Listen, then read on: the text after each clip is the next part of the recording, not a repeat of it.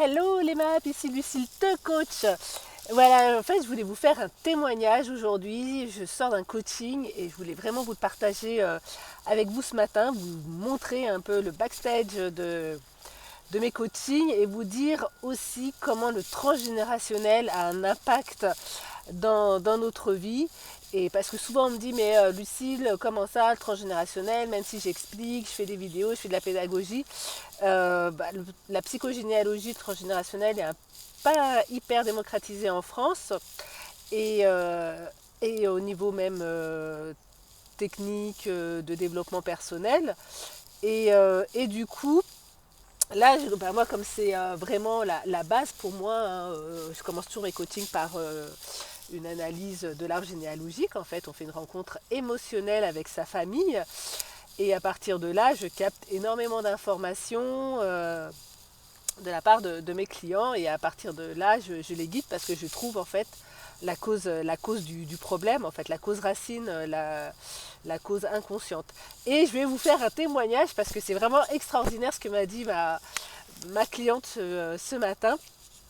Et voilà, en même temps, ça illustrera bien comment la psychogénéalogie a une influence sur nous, en fait, sur notre bien-être physique ou psychique, en fait.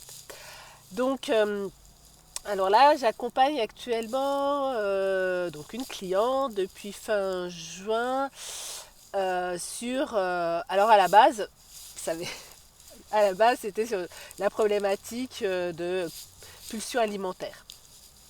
D'accord. Donc, ok. Donc, moi, j'ai un questionnaire un peu santé, savoir comment elle va, et ainsi de suite. Et donc, est-ce qu'elle prend un traitement? Non. Est-ce qu'elle a des douleurs, des maux récurrents? Non. Et en même temps, je vais vous montrer pourquoi c'est important aussi de se faire coacher. Parce que des fois, tout seul, on passe à côté d'informations, parce que notre inconscient joue avec nous. Voilà. Et, euh, et donc, du coup, donc, je commence par l'arbre généalogique. Et il y a un moment, elle me dit oui, mais en fait, leurs têtes sont restées là-bas. Là, voilà, mes tantes, elles avaient toujours leur tête là-bas, en fait, elles avaient toujours leurs pensées là-bas, et leurs têtes sont restées là-bas. Et là, je lui dis, mais est-ce que tu aurais pas des maux de tête, des migraines, je sais pas quoi en fait. Et elle me dit, ah là là, mais si, c'est énorme, j'ai des migraines, mais récurrentes, c'est incroyable quoi en fait. Je lui dis, mais écoute, pourquoi tu ne l'as pas dit? Enfin, si tu as des migraines, c'est quand même une information importante quoi en fait. En plus, comme je fais du décodage biologique, je lui dis, mais toi, c'est quand même super important. Elle me dit, ah bah ouais, mais j'avais oublié qu'effectivement, mais toi, ça fait partie tellement de mon quotidien que pour moi, c'est quelque chose de normal, de naturel. Je prends un cachet et puis ça passe. Donc, première chose, le cerveau, il a tellement l'habitude de vivre quelque chose que lui, il l'intègre comme étant normal, et ton inconscient aussi. Donc, du coup, eh bien toi-même, tu t'en rends même plus compte que tu as un problème. Alors que moi, d'extérieur, je ne connais pas. Elle me donne une information, et bien je me dis qu'il y a certainement quelque chose à creuser là-dessus. Donc d'où l'importance de se faire accompagner, parce que quand on travaille seul, c'est déjà bien, mais il y a un moment, on va buter sur son inconscient, et seul, on n'arrive pas à aller travailler vraiment en profondeur sur son inconscient. Ça, c'est vraiment une certitude. Donc voilà, donc elle me dit ça, je dis bon ok, on termine la séance sur la généalogique et après donc on va retourner, justement je lui propose, je lui dis bah écoute, si tu as des douleurs, on va travailler de tes migraines, on va travailler dessus, alors quelle est l'intensité de tes migraines, est-ce que c'est gênant, pas gênant, est-ce que si c'est une fois tous les 6 mois, voilà, bah non c'est récurrent, c'est au moins 6 ou 7 migraines, ouais c'est ça, 6 ou 7 migraines par semaine. Enfin, c'est un truc, c'est énorme, voilà. Et je lui dis bon, bah ok, on va travailler là-dessus. Et, Et donc j'avais fait un premier, donc ça c'était début juillet.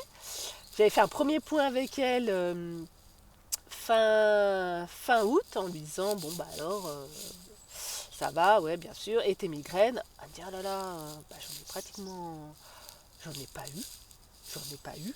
Écoute, tu me dis, pourtant j'ai vécu des événements qui étaient énormes, où j'aurais dû en temps ordinaire avoir des migraines, et là, je n'en ai pas eu du tout, quoi, en fait. Et il y a même, pendant 15 jours, j'ai dormi que 3 heures par semaine, parce que j'avais un gros événement à préparer, et ainsi de suite.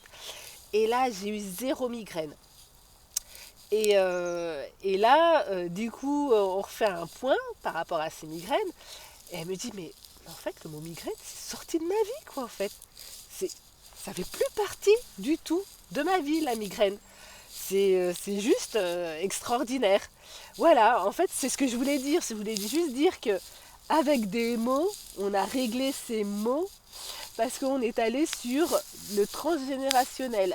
Elle a fait un exercice, donc je l'ai aidé à comprendre pourquoi bah, les tantes elles avaient laissé leur tête là-bas, qu'est-ce qu'elle pouvait faire du coup avec sa tête, qui rappelait qu'il y avait quelque chose qui avait besoin d'être reconnu dans la famille. Et donc, bah, elle a trouvé elle-même, c'est parce que c'est pas moi qui va te dire, oh ouais, tu dois faire ci, tu dois faire ça, qui doit lui parler. Donc, elle a trouvé elle-même ce qui lui convenait. Et elle a fait cet exercice. Et voilà, on va dire 3 mois après, elle n'a plus du tout de migraine. Alors que ça faisait partie de sa vie, presque pas de son quotidien, mais c'était quelque chose de récurrent, de handicapant pour elle.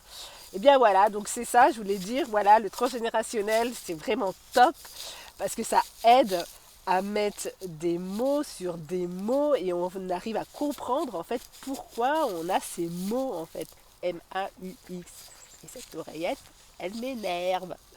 Ouais, voilà. Euh, donc, si tu veux en savoir plus sur mes accompagnements, sur ce que je fais et ainsi de suite, mes méthodes, réserve ton appel, je vais le mettre dans la description. Voilà, et on discute ensemble et puis on voit si je peux t'accompagner ou pas. Allez, je vous souhaite une très belle journée. Ciao, ciao!